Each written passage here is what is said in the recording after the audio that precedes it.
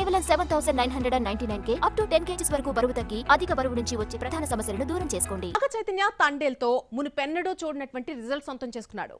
నయా ఫేజ్ లోకి ఎంటర్ అయిన నాగార్జున బ్లాక్ బస్టర్స్ హిట్స్ నమోదు చేశాడు. ఇక హిట్ కొట్టాల్సింది అఖిల్ మాత్రమే.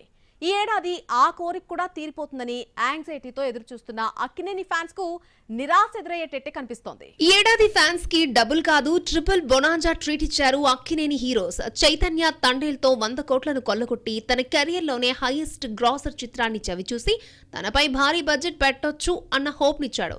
ఇక కింగ్ నాగార్జున రూటు మార్చి కుబేరా కూలీలో నెగిటివ్ షేడ్స్ తో హిట్ కొట్టేశారు. కుబేరా 100 కోట్లు క్రాస్ చేస్తే కూలీ 450 కోట్లను దాటేసింది. ఇక హిట్ కొట్టాల్సిందే అఖిల్ మాత్రమే. ఏజెంట్ బాక్సాఫీస్ దగ్గర దెబ్బైపోయిన నాటి నుంచి అఖిల్ ఇంకా కోలుకోలేకపోతున్నాడు. బొమ్మ ఫ్లాప్ కావడంతో ₹1 రెమ్యునరేషన్ కూడా తీసుకోలేదట ఈ అక్కినేని వారసుడు. కానీ నెగిటివ్ వైబ్ మాత్రం వెంటాడుతూనే ఉంది. ఈ ఏడాది మ్యారేజ్ లైఫ్ లోకి ఎంటర్ అయిన అఖిల్ లెనిన్ మూవీ చేస్తున్నాడు. అన్నీ అనుకున్నట్లు జరిగుంటే ఈ ఏడాది చివరికి బొమ్మ థియేటర్లో దింపేయాలని అనుకున్నారు మేకర్స్. కానీ ప్లాన్స్ రివర్స్ అయ్యాయి. అఖిల్ సినిమా నుండి శ్రీలీల సడన్లీ తప్పుకుంది. ఆమెపై పలు సన్నివేశాలు కూడా చిత్రీకరించారు. కానీ ఇతర కమిట్మెంట్స్ వల్ల కిసికి బ్యూటీ హ్యాండ్ ఇవ్వాల్సి వచ్చింది. ఆమె ప్లేస్ లోకి భాగ్యశ్రీ బోర్సే రీప్లేస్ అయింది. భాగ్యశ్రీతో రీషూట్ చేస్తున్నారట.